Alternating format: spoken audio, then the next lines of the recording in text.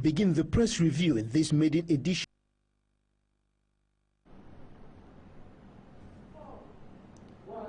Good evening. Finally, the long-awaited child has been delivered baptized and given the name The Insight. Ladies and gentlemen, you are welcome to join me in this 52 minutes of news analysis interviews.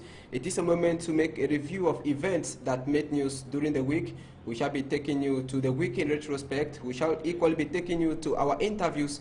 We equally have the press review and the regional network.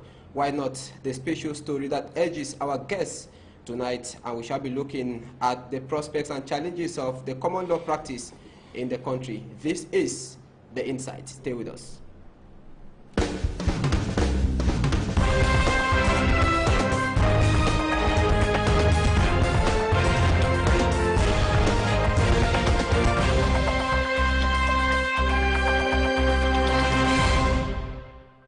Welcome back. It's a premiere on Equinox Television after so many years, and tonight we're talking about the prospects and challenges of the common law practice in the country. That will be the focus of our special story tonight. Mimi Mefo is on standby. Will be telling us more, but before that, let me introduce my guest who is present right here, Barrister Roland Abeng. Good evening.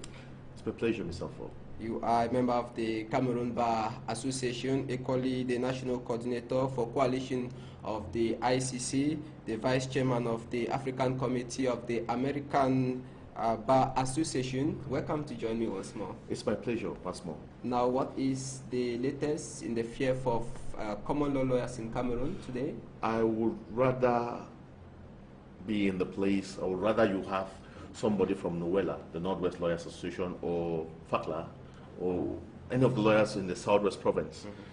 Unfortunately, you got me. It's an honor, but I think they are best placed to talk about the plight of the Anglophone legal practitioner in Cameroon. That said, it's almost the same for some of us who are Anglophones practicing east of the Mongo. It's rather complicated. I don't want to use the word difficult, but our day-to-day practice is infested with so many challenges and difficulties. And we sometimes wonder whether we belong to the same country. I hope that the authorities, with all the cry that has been going through for these past months especially, have come to realize that we are saying something that is really authentic. We have the difficulties are real, and they would imagine they would take steps to correct. Let me tell you something. The child who goes to school in the University of Buea, after leaving maybe Sacred Heart or Our Lady of Lords or PSS Bankon, and gets to University of Buea or Bamenda, will have difficulties practicing, because I am yet to see a presidential decree that comes out in English in this country. Or other laws come out systematically in French.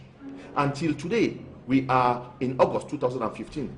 The revised OADA company law of 2014, January, is yet to be translated. For how long has this been going on? It's been going on for as long as you know, for as long as I'm living. I mean, I practically work on French texts. My clients are basically English speaking, basically international foreign clients, but they need to understand Cameroonian text in English. It's difficult to find those texts in English. All right. It's a big difficulty. Barrister Roland Abeng, we shall have time to come back to that in the course of this newscast. Meantime, we take our very first stop, the interviews of the week, coming up next.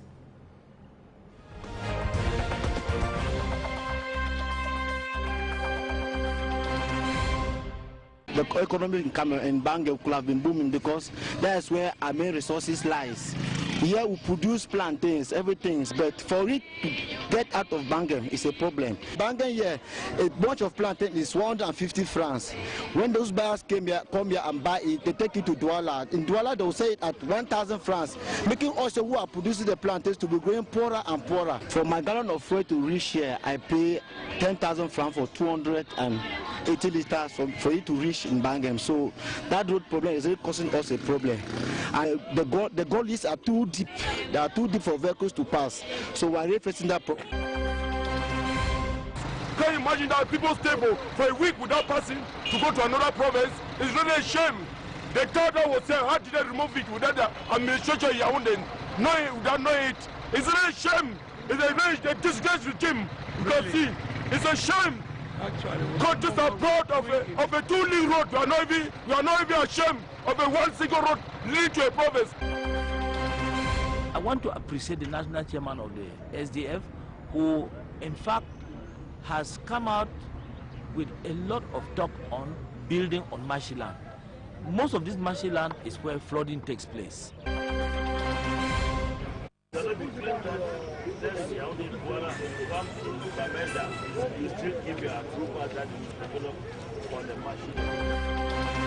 I called the mayor and told to the mayor that it was not good for him to come and disturb the work being done here, because he may face what we call a lawsuit. Mosquito, rats. I not even stay out and enjoy the atmosphere.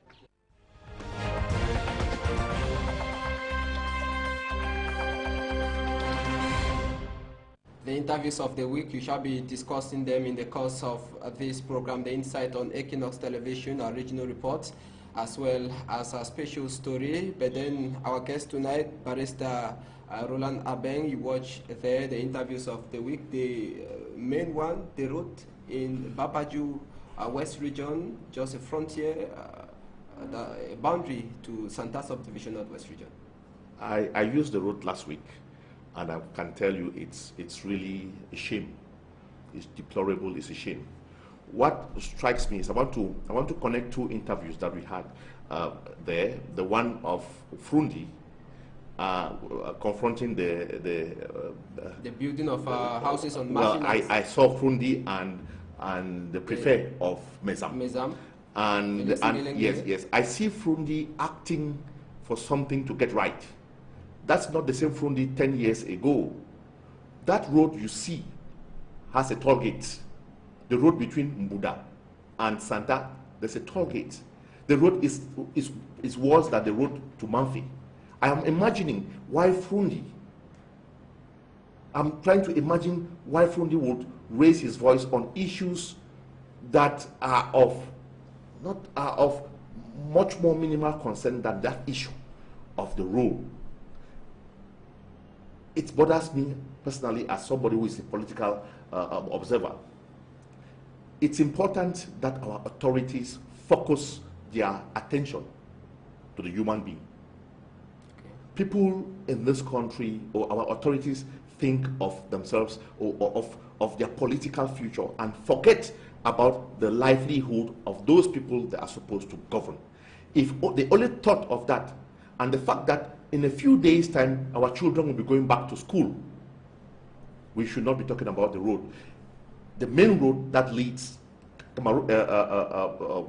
west and the Western Province and the Northwest Province, and even Nigeria.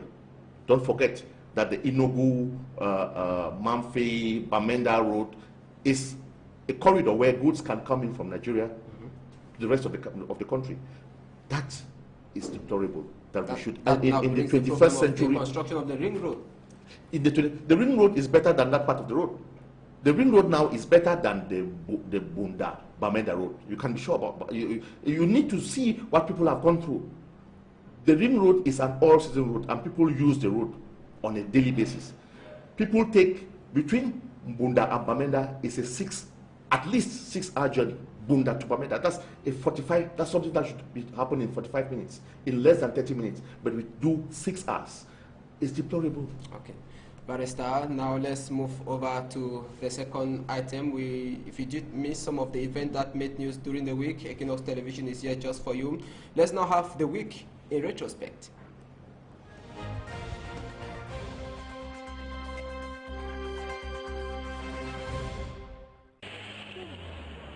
A 70-seater bus in flames. Passengers and passers-by running in different directions for safety. And security officials trying to prevent people from going closer to the sinister area. We are in Bomono, a locality situated few kilometers from Suza, in the Mongo division. This passenger was on board the bus, which left Bahante West region for the littoral region. He explains that management at the agency were aware of the problem before the bus took off for Douala.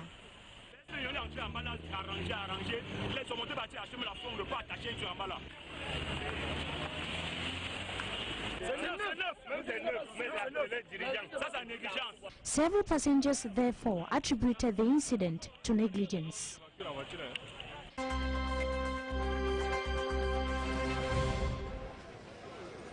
Bamenda 2 and 3 councillors rising up as one man with one voice and one message.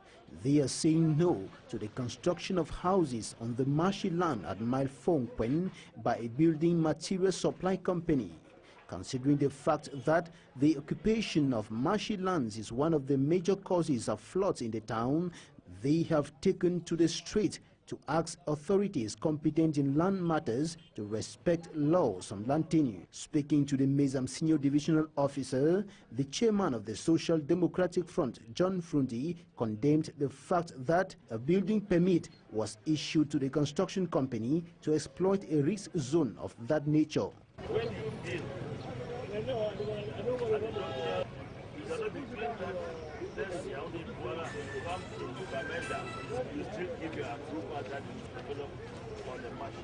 and this is the SDO's response. I called the mayor and told to the mayor that it was not good for him to come and disturb the work being done here, because he may face what we call a lawsuit. Meantime, construction works are going on while the councillors and the population are hoping that the competent authorities will not delay to intervene by withdrawing the building permit from the construction company.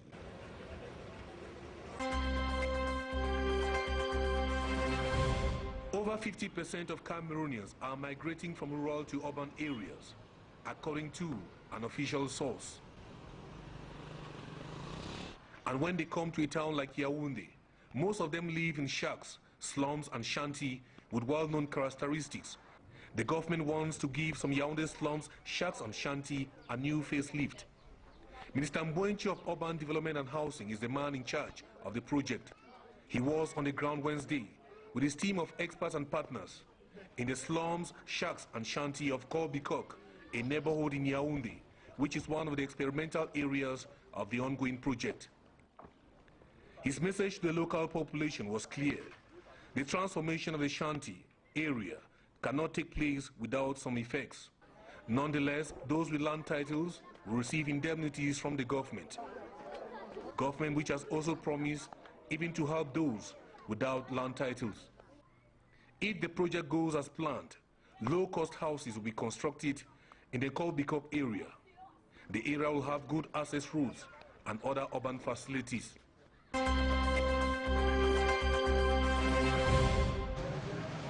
These young men and women have been caught in the police dragnet targeting people going about without their identification documents.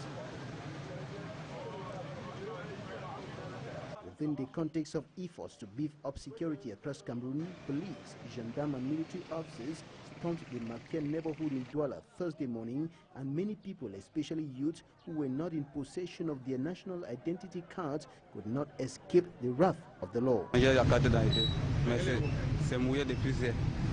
This young man is explaining that he allowed his national identity card in the house because it was wet, but law enforcement officers say his explanation has no legal backing and is not convincing, and so cannot save him from the trouble. He further tells us that one of the law enforcement officers asked him if he had 25,000 francs CFA with, as if to say if he had the money, he would have been set free on the spot. After hours of rigid control at strategic places within the Makian neighborhood, like the different entrance points into the Douala Central Market, those found faulty are obliged to board these military trucks to the station for proper correction. It should be recalled that 25,000 francs CFA is the fine the law imposes on all Cameroonians of 18 years and above who do not have the national.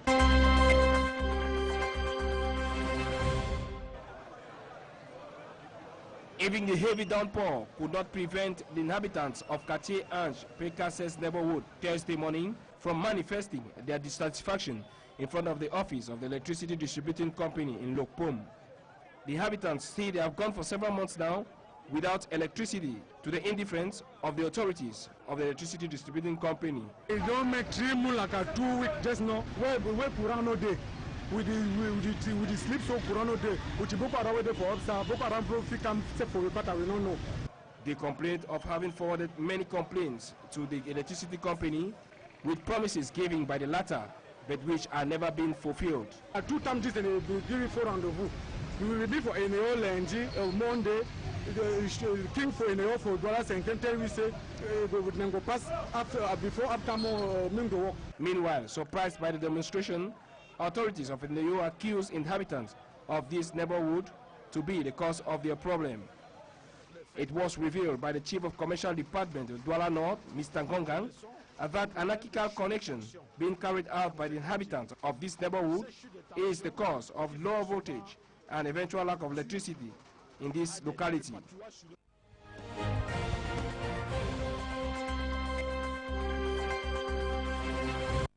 The news in the week in retrospect, some of the major events that made news during the week. You saw it there. We are interested in human interest stories that took place during the week. And Barrister, who is my guest tonight, when you are caught without an identity card, you are supposed to pay the sum of 25,000 francs. It's illegal. It's illegal. It's illegal. I'm still to imagine the text that is applied as such. 25,000 francs for lack of identity card does not even solve the problem. We've seen situations in most of the countries we travel to. People are not asked ID cards. People are not asked the identification, and there is even better security for each and every individual. Our authorities, our security officials should think of a better way of implementing the issue of lack of identity cards. It's doing what you call kale or raids in the neighborhood. Systematic check. It might not really solve the problem. If you want to fight both Boko Haram, yes, it's good for everybody to be able to identify himself. But no, the way carrying out raids and putting innocent people who just went out to buy some bread, who just went out to buy drugs from the pharmacy, you carry them and lock up because they do not have on the spot ID cards. It's a problem. It's good to sensitize. It's good to think of a better way of doing this issue of trying to identify those who are legit, those who are illegit. We have a problem now. We hear 60,000 fake ID cards have been made in a neighboring country and are used all over Cameroon. I hear the authorities are trying to change the system of Cameroonian nationality or securing Cameroonian nationality and identification. That should be done as fast as possible. But in the meantime, there should be a degree of tolerance, especially for those who know who is who in each neighborhood. Getting people and locking up because of lack of identity card, when we are supposed to have one common enemy, Boko Haram, might be a mistake.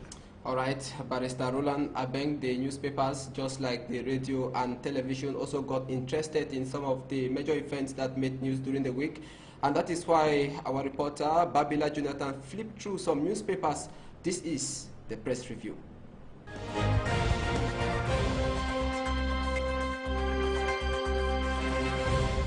We begin the press review in this maiden edition of The Inside with the Post newspaper. This edition of the Post Weekender reports that councillors of the Bamenda 2 and 3 municipalities are protesting indiscriminate land reclamation. The paper further indicates that the national chairman of the Social Democratic Front, John Frundi, says indiscriminate land reclamation is against land tenure laws. He led a recent public protest against the reclamation of a marshy land at Maifonkwen in Bamenda by a local building material supply company, where a mystical snake reportedly dispersed protesters. It is also reported in this news article that the government delegate to the Bamenda City Council, Vincent Dumunji, thinks that the issue has been politicized. In another news story, John Frundi is said to have clashed with a former Secretary General of his party, Professor Songanyi, at the latter's book launch in Bamenda over historic facts on Cameroon written in the book titled Difficult Choices in a Failed Democracy. John Frundi says the facts in the book are thwarted and misleading. Polycarp Abba, the former Minister of the Economy and Finance, who is serving a 25-year jail term at the Kondenge prison in Yaoundé, is facing trial at the Ekunu Magistrate Court in Yaoundé for attempting to escape from prison. It is also reported in this edition of the Post-Weekender that government wants the Cameroonian nationality to be protected after it uncovered an ID card racket. On the same issue, Wednesday's issue of La Nouvelle Expression newspaper says government's effort to protect the Cameroonian nationality is facing serious challenges. The paper substantiates this point by saying that the government wants to start protecting the Cameroonian nationality from the top, whereas the bottom is rotten. La Nouvelle Expression newspaper also reports that Honorable Ninche is denouncing the thwarting of Cameroon's history by General Pierre Semenge. According to Honorable Ninche, General Pierre Semenge, who also contributed in writing the country's history during the years of the nationalist fight for independence, is now thwarting some facts. In Friday's issue of La Nouvelle Expression newspaper, it is reported that the contracts signed by the Cameroon Airlines company Cameco with its partners over the past years are driving the company to doom. The paper notably highlights contracts signed under the reign of Van Eyck, Matisse, Boiteng, and Boto Edimo as general managers. According to Daniel Eyango, president of the Trade Union of Civil Aviation Workers and Transporters, the contracts are helping the company to collapse because each year every company should revise its contracts with its partners, which is not the case with Cameco.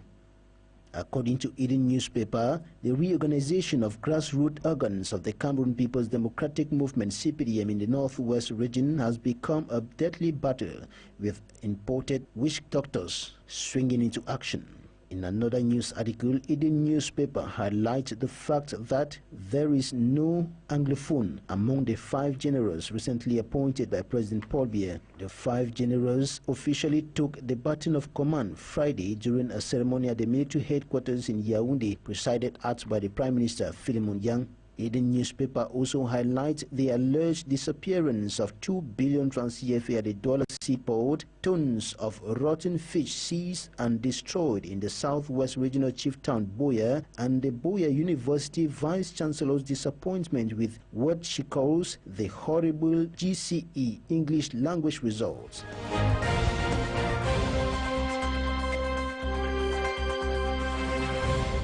Press review by Babila Jonathan and Barrister Roland Abeng. I talk a number of issues there, including that of General Pierre Semenge during an outing last week concerning the massacre in Cameroon during the colonial and post-colonial period. I was not born then, so I can't really tell you who was right or who was wrong. But books that I've read say that there was indeed massacre of Cameroonians by the colonial powers. And even Francois Hollande admitted it, yes, while at the Unity Palace. What struck me was that General Semenge said it is not the colonial powers there were the various rival factions that fought against each other. I leave it to those who know better about that period to challenge or to confirm what he said, but it would appear that from what I've read in the papers, all this through this week, it's they say he did not say the right thing, that what he said was not exact. Now, what I followed the program myself. What I do not agree with the general is the fact that he said he kept Frundi in his house because there was a plan to kill Frundi by Frundi's own. I mean, in 1992, Frundi was arguably the most popular figure in the country. In 1992, Frundi might not be as popular as he was then, but for the general to say that the reason why Frundi was under house arrest for as long as he was then was because there was an intel, there was an intelligence information that Frundi was targeted for assassination by his own party people. I don't think, I beg to differ. We had these usual outings of the SDF then, and if somebody was to kill Frundi, it was not to come from Frundi's own militants. Okay. Yes. All right. Now, Barrister, permit me to now go to the regions to see how the regions are equally faring in the regional network. That is the next slot tonight in this edition of The Insight. We take you to Bangem, we take you to Loom. Let's discover roads in those areas. The regional network.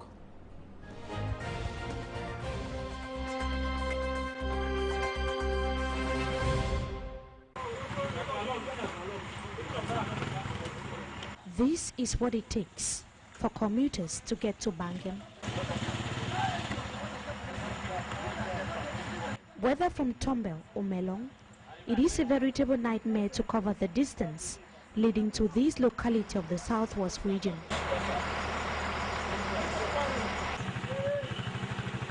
Vehicles have to spend hours, and on several occasions, to circulate is problematic.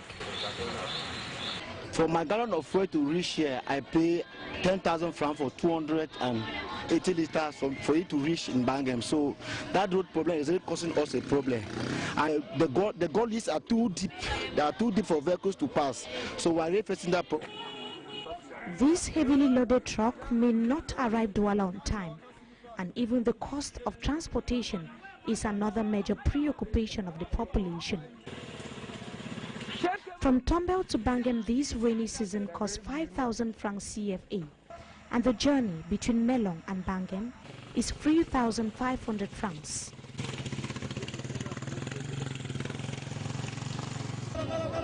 Very few can afford the high transport costs, and thus the people, who are mostly farmers, prefer to sell in local markets at giveaway prices. Heavy winds have continued to cause untold hardship to the inhabitants of the town of Loom in the Mungo division. Farmers are the most affected by this intensive rainfall that has continued to batter this locality for weeks now. Small roots are not there. Chop down me for farm when one of you come on. Some could don't spot for bush. More no day for carry for come for bush. Our server in for move chop when no day for help our picking there for green chop for us. They are forced to abandon their harvest in their farms due to the deplorable nature of roads degraded by the heavy downpour. Cocoa farmers are the most touched, as they find it not only difficult in evacuating their produce. Then carry one back for cocoa for bush. They pay 7,000. Now we pay one bag for cocoa for Movam for 6,000 francs. But also the fact that with the constant rains, they are forced to use unorthodox means of drying their cocoa beans due to the lack of sunshine. Because now there is no sun, and our farmers get obligation to bring to oven to dry very well before having good price in their cocoa after sending. An activity which causes farmers to endure extra costs, despite the fact that this sometimes affects the quality of the cocoa. Our mayor, if we look into this problem, we will not know how we do for the move our production for farm. Not chop na cola this. What the chop so for money in time? Na cola. But I say for drink not day. No nothing not day. I beg. The next school year may be a very difficult one for students of Government Secondary School Mangwikan in the Bangem subdivision, southwest region of Cameroon. Their killings 2 times by youths from neighboring Melong subdivision, are largely under the instructions of an elite from that part of the littoral region who is claiming that the land on which the school was built belongs to him. He has reportedly been intimidating the population and even local authorities over that piece of land. Point that is making me too annoyed and surprised to tell the whole Cameroon is the destruction of these 2 classrooms they gave me. They knew it would be built before this school season. Now it has been destroyed. Then people, whether children will be learning under trees in the rock. The situation has generated anger and even frustration in teachers of government secondary school Mangwekan. As a teacher in this school, I begin to wonder where I will learn in the next season, where I will teach students in the next season. So do I. This is a school that was given by the government to this. With the authority of local administrative and traditional officials undermined, the people of Bangem are now looking up to the Yaoundé administration to intervene in the matter as soon as possible. This is a challenge that we are like trying to the government to see into it. We attempted to get a response to these accusations from the elite in question to no avail. Meantime, the problem has put the security situation in the Bangem subdivision on the battle line, so to speak. Ongoing construction works on the Kumba-Manfe Road in the southwest region of Cameroon have become thorns in the flesh of villagers living or having farmlands along the road. Their farms and crops have been destroyed by the Chinese construction company, but compensation promised them many years ago has not yet been paid. Others whose houses are yet to be destroyed as the road construction work goes on had signed huge sums of money as compensation years ago, but they have not received any money from the Chinese construction company till date. Such persons may be rendered homeless if their houses are finally destroyed when the expected compensation has not yet been paid.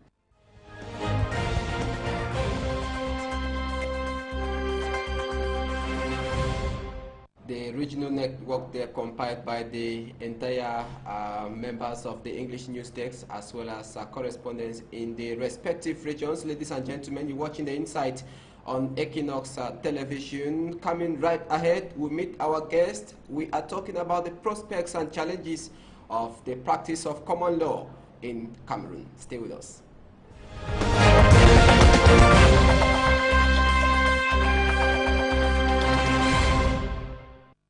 Now, Barrister Roland Abeng, the focus tonight. Lawyers on May 9, 2015 gave a certain recommendation to the government, 6 months ultimatum. Now, after the transfer of the magistrate of the Northwest region to the Far North region, can we say the government finally succumbed to the demands of the lawyers? I am not sure that the ultimatum, as you put it, to the government by the common law lawyers had to do only with the removal of any magistrate. Do not forget that there are Anglophone magistrates too working in Francophone Cameroon. I am sure the problem of Anglophone legal practitioners go deeper than just the transfer of magistrates. If these magistrates who work in former West Cameroon can express themselves in the language that is understood by the population of that area, then I'm not sure there's any problem with magistrates. The problem comes when those who are sent to work in those areas, whose language of expression is a French language, do not make any effort to express themselves in a language that the litigant can answer, can understand, and it makes a bigger problem of justice. How do you make justice? How is justice done in a language not understood by the people, which the justice is supposed to be meted out on them? Now, after the outing of the Anglophone lawyers in the Northwest region of the country, many persons, opinion leaders, were saying that some of the lawyers are secessionists? That is taking the argument, and that's how people misinterpret. If I ask for laws to be translated into a language that I can understand, how does secession come inside? The constitution of this country says the working languages of the country is English and French. It means every official document that comes out should be in the two languages. Now, who is blocking it? No, who is blocking it? It's those people who manage us. If you remove any presidential decree, you hear read in English, has been done by some journalists or some other person. It do not. The decree doesn't come out in English and French. So the decree, when the president passes a decree that the president violates even our constitution, laws come out from the National Assembly in English and French. I think that's the only institution in the country where you have these things come out the way they're supposed to come out. The laws that are adopted by the National Assembly. But our decrees come out 99% in French. So put yourself in the place of an Anglophone legal practitioner who, first of all, have to translate a document from French to English before you work on it. Our penal code has an English version that does not, that is a sham, because the English version is not actually, doesn't become the authentic version, because the translation is really bad. Just direct translation? Just sometimes literary translation, not contextual translation, and done by people. And that's what obtains even in some of our laws, like OWADA laws and so on and so forth. So it's a bigger problem. The field on which we legal practitioners play on all over the country is not level. It's not level. The work I do to satisfy my clients go far beyond what I should do in a country that is bilingual, English and French. That's what I'm saying. There are many other issues. Now, when you come to when you complain and people describe you as arrogant, as unpatriotic, as secessionist, it's taking the argument somewhere else. We are children of the same country, and we have a law that governs us all. That law is called the fundamental law. It's called the Constitution of the country. If the Constitution says that I am supposed to speak in English, or I'm supposed to have official documents in English and French, then so be it. Now, the violation of this law, could it be politically motivated, given the fact that the Anglophones are a minority, if we want to put it that way? Now you've asked the question and answered yourself. If you say politically motivated, it means the people who rule this country do not look at me, the Anglophone legal practitioner, as worth it. Okay. If the laws come out in English and in French, it means they respect me, the Anglophone legal practitioner. They don't respect only the Francophone legal practitioner. It means they respect the students, the law students in Boya and Bamenda. That's the problem I'm saying. That's what we are trying to say. Make it a level playing ground for everybody. Because we are not asking what is extraordinary. We are asking what is given to us by the law. We are asking what is due us by the law. It's not, I'm not sure people are asking for the far north province. I'm asking for the far northwest region. We are not asking for something. We are asking just for the necessary. That the things that are given to Francophone legal practitioners should also be given to Anglophone legal practitioners. It's difficult for us to practice. Really difficult. When you are in Bamenda and you do your submissions in English, and a magistrate tells you you are supposed to translate into French for him to understand, that's an insult. That's an insult. And if you see common law practitioners get to a meeting in Bamenda and give this ultimatum, it's because of the things that have been pushed to the burden that has been put on them by some of the. Not all magistrates are that way. Some are really bilingual. Some understand what they are supposed to do. Don't forget that Anglophone magistrates also practice in Francophone regions, and they are supposed to toe the line. If you are telling a litigant or an accused what he is charged of, put it in a language that he will understand, because that's how justice is done. Can Anglophone lawyers today, or call them common law lawyers today, ask for to be autonomous, like a Supreme Court, have their own president of the Supreme Court? it was equally raised. Well, we have one bar association, the Cameroon Bar Association. To the best of my knowledge, there is no other bar association. The bar association is headed by a bâtonnier, a bar council president, who is of Francophone persuasion. The president one is of Francophone expression. You have a General Assembly president who manages our General Assemblies. He is of Anglophone expression. We have been functioning quite well as a bar association.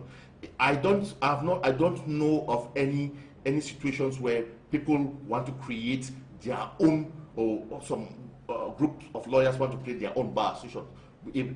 But I'm sure if Anglophone lawyers are pushed, I'm sure if common law lawyers are pushed, they might want to start asking questions, and they might want to also claim things that might not really be legal. Now, many persons say this problem is coming because from the base, the root cause is the training. Can the NAP today be seen as a reference point, the training of magistrates in Cameroon? Well, you are trying to say what other people say. Other people say that the problems of this country is because of that school. That's what some people say. I'm not of that school of thought. Some wonderful people have come out from that school.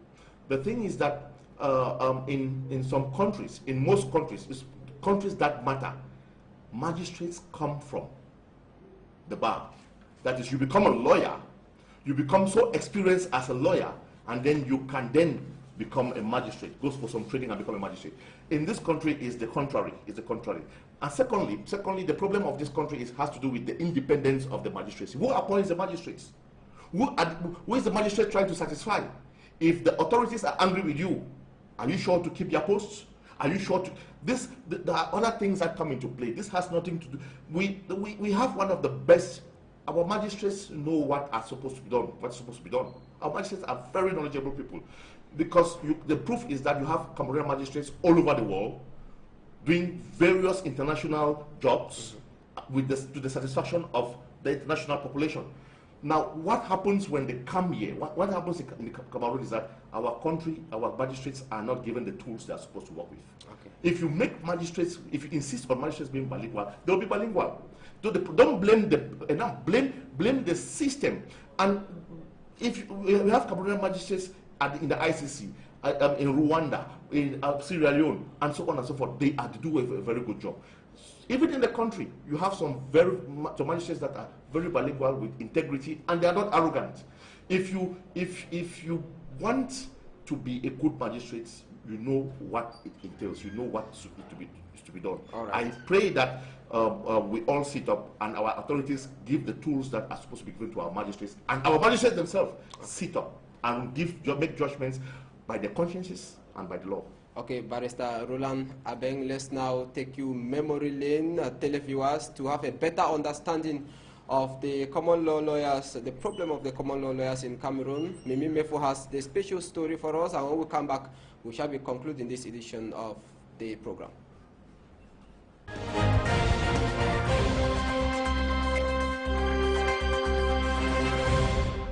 This is a precursor to a declaration of restoration of Southern Cameroon Bar, so that we have another authority where we can pose our problems.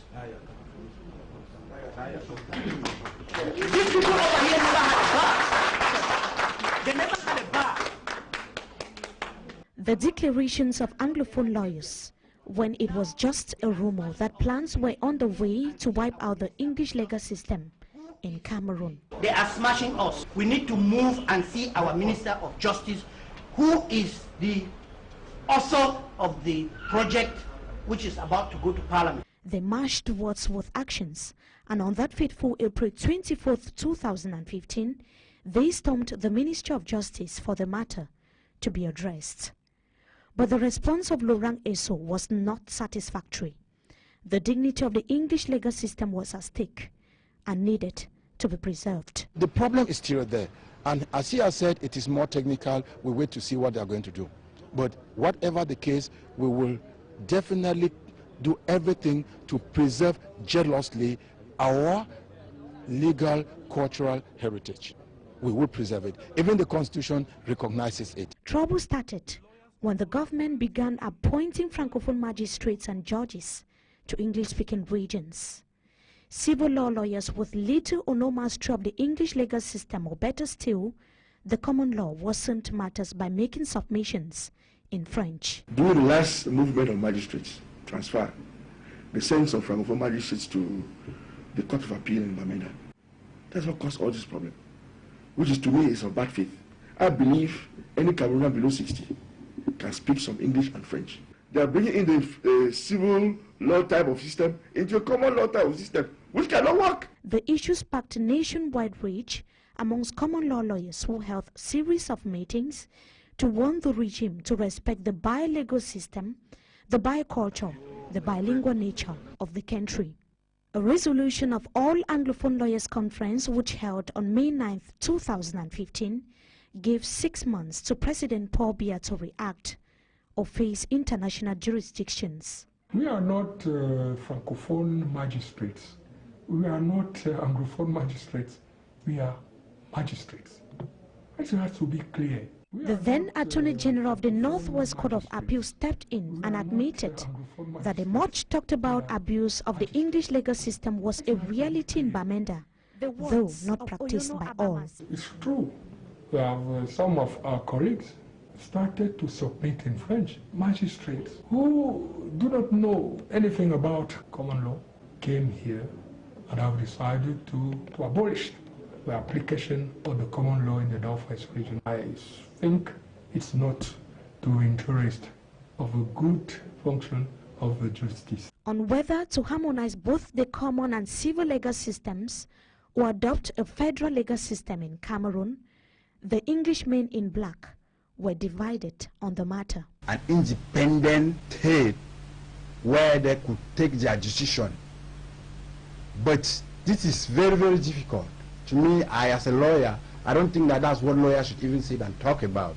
We should talk about what concerns the Cameroon Bar Association. We should not talk about a federation state, a federated state that cannot even hold. Cameroon has to create a law reform commission so that we can see how we can harmonize our own laws. We have to make our own because we're now mature. 50 years. We can't just talk about things in the past. Some even said that the proposed two-state federation is no guarantee in upholding the Anglo-Saxon values whose future and security is under serious threat. Statistics alone on both legal systems show a breathtaking imbalance and injustice. 21 out of the 27 magistrates in the legal department in Bamenda Northwest region are Francophones, while 20 out of the 28 existing magistrates in the legal department in Boya are French speakers. In 2014, 28 of the 30 bailiffs appointed in Boya were French-speaking Cameroonians. Meanwhile, all the 21 bailiffs appointed in Bamenda in January 2014 are Francophones, making a total composition of 100%. It is a different story in Yaoundé, where only 2 Anglophones are magistrates and 2 in Douala. The head of state recently appointed and transferred Anglophone magistrates and judges to the Northwest region, but lawyers who have described the move as partial solution are demanding a total amendment of the Constitution. I believe it's high time we look at it now. We have to do things in such a way that both systems can function by harmonizing the laws, because it is possible to harmonize the laws.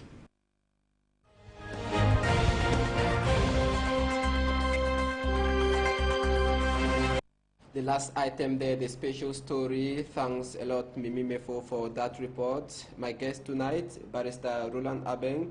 The solution, Barrister Achu said there, the harmonization of the law? I beg to differ with Barrister Achu. It should not be harmonized. In fact, the problem is the method in which the authorities want to harmonize the law. They harmonize it as if the country is not bi-jural. Our constitution is to the effect that Cameroon has a bi-jural system of justice.